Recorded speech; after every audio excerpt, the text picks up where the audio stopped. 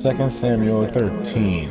After this, Absalom, the son of David, had a lovely sister, who was Tamar. And Amnon, the son of David, loved her. Amnon was so distressed over his sister Tamar that he became sick, for she was a virgin. And it was improper for Amnon to do anything to her. But Amnon had a friend whose name was Jonadab, the son of Shemaiah, David's brother. Now Jonadab was a very crafty man, and he said to him, "Why are you, the king's son, becoming thinner day after day? Will you not tell me?" Amnon said to him, "I love Tamar, my brother Absalom's sister." So Jonadab said to him, "Lie down on your bed and pretend to be ill. And when your father comes to see you, say to him, 'Please let my sister Tamar come and give me food, and prepare the food in my sight, that I may see it and eat it from her hand.'" And Amnon lay down, and he pretended to be ill. And when the king came to see him, Amnon said to the king, "Please let Tamar my sister come and make me a couple cakes for me in my sight, and I may eat from her hand." And David sent home to Tamar, saying, "Now go to your brother Amnon's house and prepare food for him." So Tamar went to her brother Amnon's house, and he was lying down. When she took the flour and kneaded it and made cakes in his sight and baked the cakes, she took the pan and placed them out before him, but he refused to eat. Then Amnon said, "Have everyone go out from me." And they all went out from him. Then Amnon said to Tamar, "Bring the food into the bedroom, that I may eat from your hand." And Tamar took the cakes which she had made and brought them to Amnon her brother in the bedroom. Now when she had brought them to him to eat, he took hold of her and said to her, "Come lie with me, my sister." But she answered him, "No, my brother, do not force me, for no such thing should be done in Israel. Do not do this disgraceful thing. And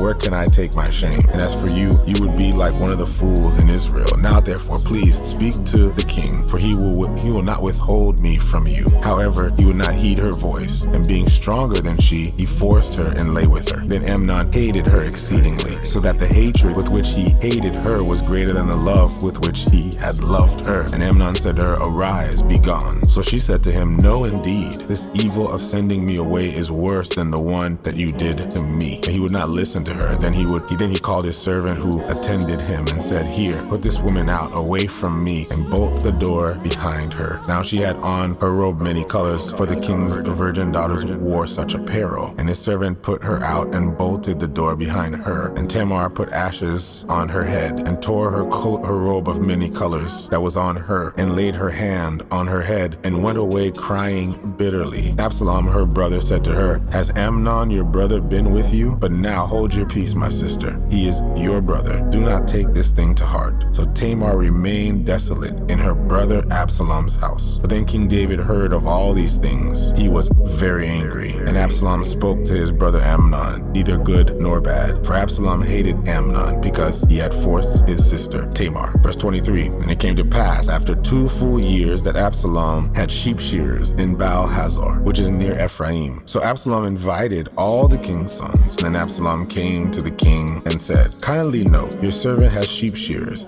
Please let the king and his servants go with your servant." But the king said to Absalom, "No, my son, let us not all go now, lest we be a burden to you." And he urged him, but he would not go, and he blessed him. Then Absalom said, "If not, please let my brother Amnon go with us." And the king said to him, "Why should he go with you?" But Absalom urged him. So he let Amnon and all the king's sons go with him. Now Absalom had commanded his servant, saying, "Watch now, when Amnon's heart is merry with wine, and when I say to you, strike Amnon, then kill him. Do not be afraid. Have I not commanded you? Be courageous and valiant." So the servants of Absalom did to Amnon as Absalom had commanded. Then all of the king's sons rose, each one got on his mule and fled. And it came to pass when they were on the way that the news came to David, saying, "Absalom has killed all the king's sons, and not one of them is left." So the king arose and tore his garments and lay on the ground, and all his servants stood by with their clothes torn. Then Jonadab the son of Shemaiah, David's brother, answered and said, "Let not my lord suppose they have killed all the young men, the king's sons, for only Amnon is dead. For by the command of Absalom this has been determined from the day that he forced his sister Tamar. Now therefore, let not my lord the king take the thing to his heart, to think that all the king's sons are dead, for only only Amnon is dead. Then Absalom fled, and the young man who was keeping watch lifted his eyes and looked there. Many people were coming with him from the road